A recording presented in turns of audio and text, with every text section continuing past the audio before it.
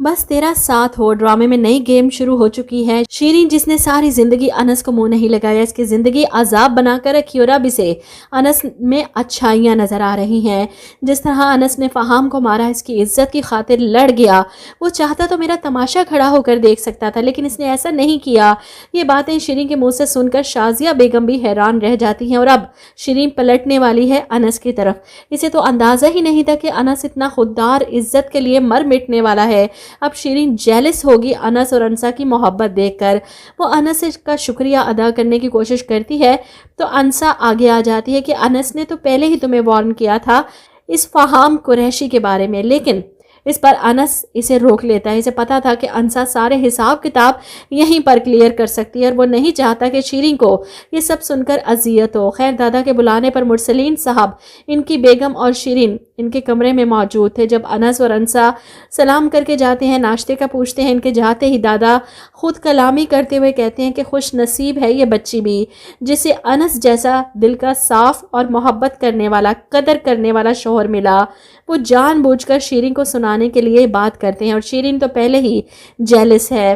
खैर, दादा मुरसलीन से एक बार फिर से वही बात करते हैं कि किसी स्टोर में नौकरी कर रहा है अनस। हालांकि मैंने तुम्हें पहले भी कहा था कि इस बेचारे को अपनी फैक्ट्री में नौकरी दे दो। जिस पर मुरसलीन साहब की एक ही रट कि कारोबार से दस्तबरदार हो चुका है ये।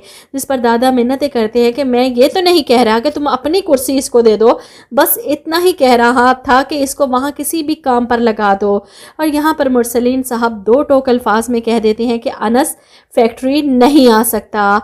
इधर आप देखेंगे कि अनस और अनसा को देखकर नाश्ते की टेबल पर बैठी ताई अम्मी तंजिया कहती हैं, तुम्हें तो बड़ी खुशी होगी कि तुम्हारे मियाँ को नौकरी मिल गई।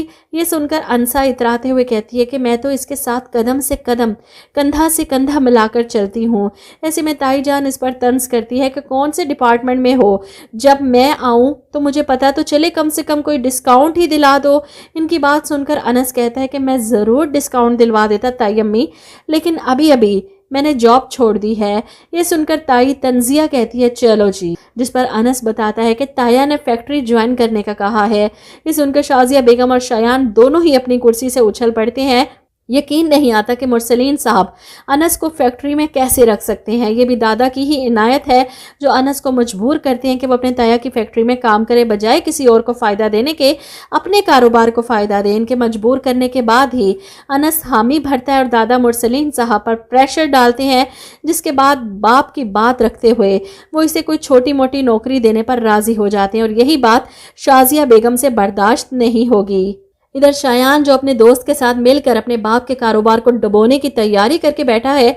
अनस इनका ये प्लान नाकाम करेगा और मुरसलीन साहब के सामने एक्सपोज करेगा शायान और इसके दोस्त को।